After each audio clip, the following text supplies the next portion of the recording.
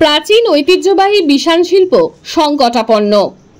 গরু ও মহিষের শিঙের চিরুনি, যা অবিভক্ত বাংলার যশোর জেলার সুপ্রাচীন ও ঐতিহ্যবাহী একটি শিল্প, একে বিশান বলে। সেই শিল্পের নমুনা আজও রয়ে গেছে ঘাটাল মহকুমায়। সেই শিল্পের নিদর্শন দেখলে সত্যি অভিভূত হতে হয়। তবে বর্তমানে সেই শিল্প বিলুপ্তির দোরগোড়ায়। একসময় গরু, মহিষ, গন্ডার, হরিণের শিং ও হাতির দাঁতের তৈরি চিরুনি ও অন্যান্য জিনিসের চাহিদা ছিল প্রচুর।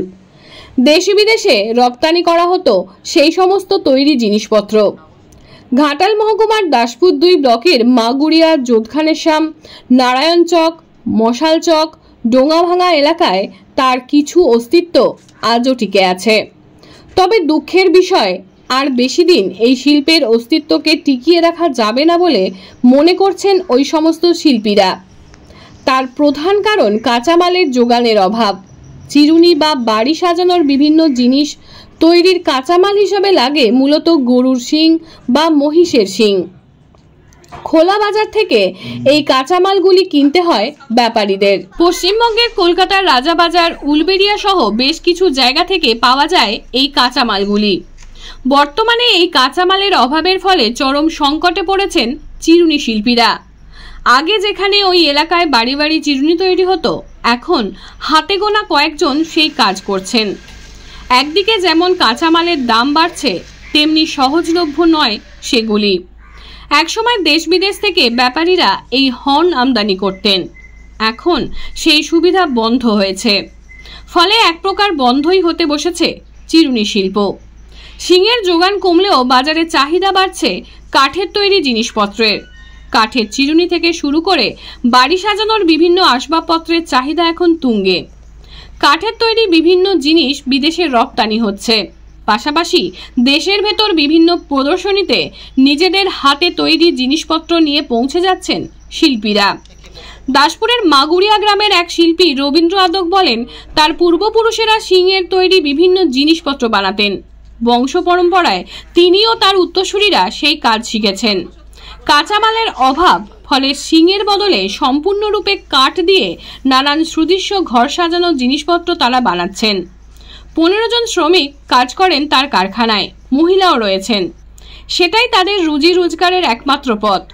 কাঠের তৈরি প্লেট, চিরুনি, চামচ সহ বিভিন্ন রকমের ঘর সাজানোর জিনিস তৈরি হয় সেখানে। একটি চিরুনি তৈরি করতে 22 ধরনের মেশিনের সাহায্য লাগে, শিখতেও সময় লাগে। তাই নতুন করে কেউ আর কাজে নামছে না। বাবলু মান্নার রিপোর্টে সংবাদ পাঠে আমি সৌমিনাথ দত্ত, স্থানীয় সংবাদ।